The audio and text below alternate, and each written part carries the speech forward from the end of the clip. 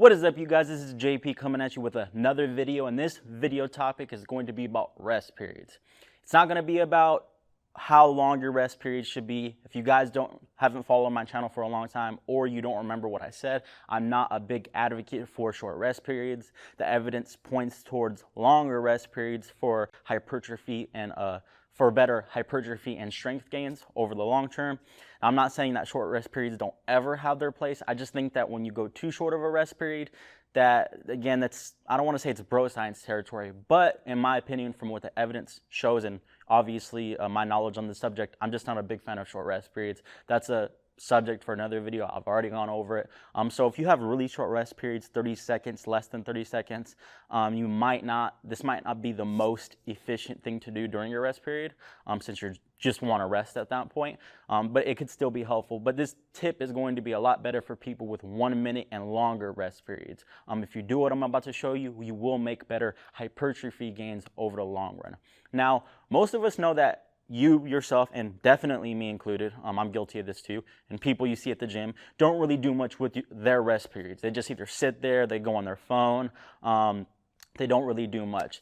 Here's an example of someone, doing the regular set. They finish their set, and in this example, I'm doing chest flies. Once they're done with their set, they immediately go on their phone. They just kind of wander around. They don't do much. They tap their foot. They look around. And essentially, they're not really doing much during the rest periods. I don't want to say it's wasted, but they're just doing that. They're kind of doing the baseline required for what a rest period is supposed to be. They're resting. But if you're looking to kind of take it to the next level or get a little bit more out of your workouts, what I recommend is that you incorporate stretching between your sets if your main goal is hypertrophy. Now, I'll give you a forewarning. I don't think that this is a good thing to do between sets for strength. So if you're going really heavy, sets of below 6 reps or 6 reps and below, and higher RPEs in that rep range too, I definitely wouldn't recommend this, just because I think that when your goal strength and you're lifting heavy weights like that, this might have a negative effect on maybe muscle stiffness that you don't want. I'm not so sure about that, but I personally wouldn't recommend doing it on crazy heavy sets.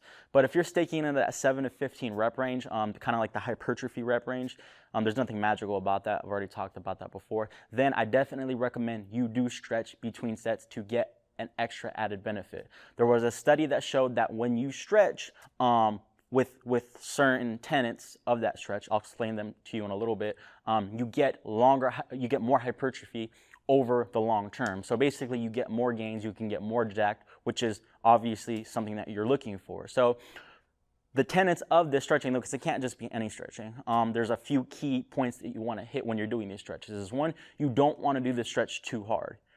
Other studies have shown that when you do the stretch too hard, if you're doing a stretch too hard, you're taking it to the point where it's extremely painful. We've all had those stretches before. You're actually going to decrease gains over the long run. So one, you don't want to do it too hard.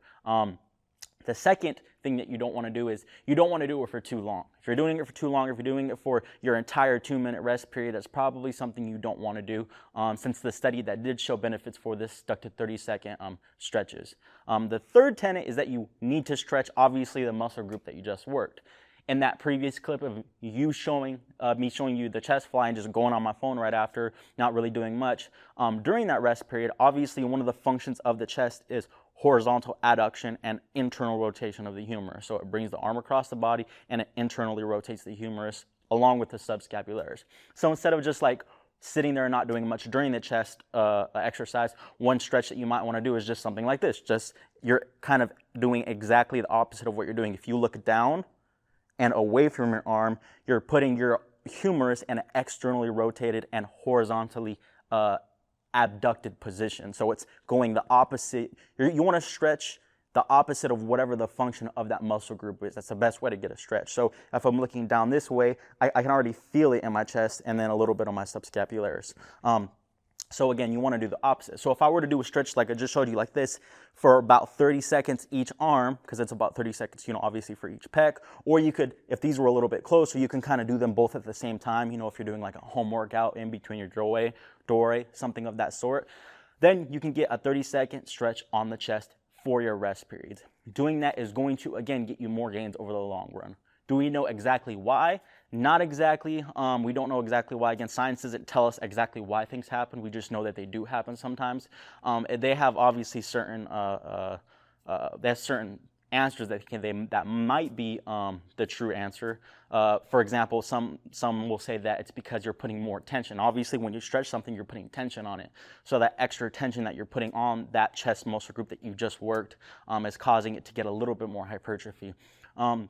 One thing else to note too is that the gains from this study weren't drastic. They weren't drastic, and not every single study shows that, again, there to be any benefit or tons of benefits with this. But if you follow those 3 tenets that I said earlier, is don't do the stretch too hard, limit it to about 30 seconds, and then obviously stretch the muscle group that you're working. Stretch the chest between sets of chest exercises, stretch, your hamstrings between sets of hamstring exercises, then you should definitely not be risking anything.